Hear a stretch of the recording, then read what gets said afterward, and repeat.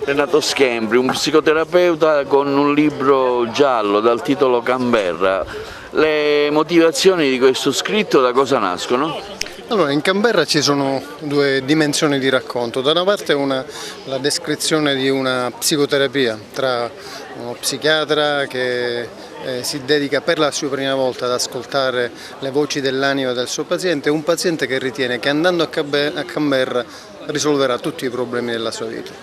Dall'altra invece c'è una dimensione che ha a che fare con un aspetto sociologico, culturale, politico e che viene raccontato attraverso una traccia noir giallo. Le due tracce, le due storie, le due dimensioni si intrecciano per cercare da una parte di presentare dei contenuti che abbiano un senso e dall'altra di raccontare una storia che spinga il lettore a voltare pagina, ad andare avanti e ad arrivare fino alla fine della storia in fretta. Quanto c'è di suo nel racconto, della sua esperienza, del suo lavoro che fa nel libro? Allora, il nucleo che spinge alla scrittura è un nucleo che ha a che fare con il nostro cuore antico e l'animale che ci portiamo dentro, la bestia che c'è nel cuore. Le rappresentazioni, i personaggi, le storie, le tracce invece sono completamente inventate, completamente. E se ci sono dei riferimenti alla storia italiana, questi sono legati a delle rappresentazioni invece completamente inventate, un po' come succede nel sogno, no? Ci sono degli elementi di realtà magari sperimentati il giorno prima, ma vengono drammatizzati in una maniera fantastica, con delle condensazioni, delle proiezioni, degli spostamenti. C'è una contemporaneità quindi?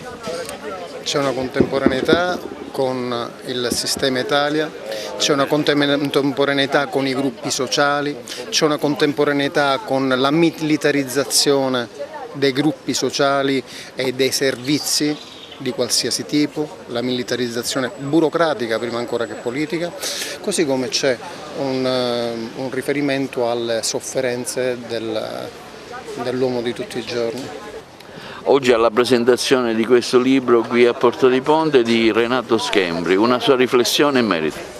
Sì, un libro che nasce da una lunga gestazione di Renato Schembri che ha già dato alle stampe numerose opere negli anni precedenti, ma che in questo caso raggiunge in qualche modo la summa del suo percorso espressivo, perché è un giallo nel quale si intersecano però numerose storie di taglio assai differente, un taglio più prettamente psicanalitico legato anche alla professione di Renato Schembri e un taglio invece più giornalistico con delle fortissime tinte gialle.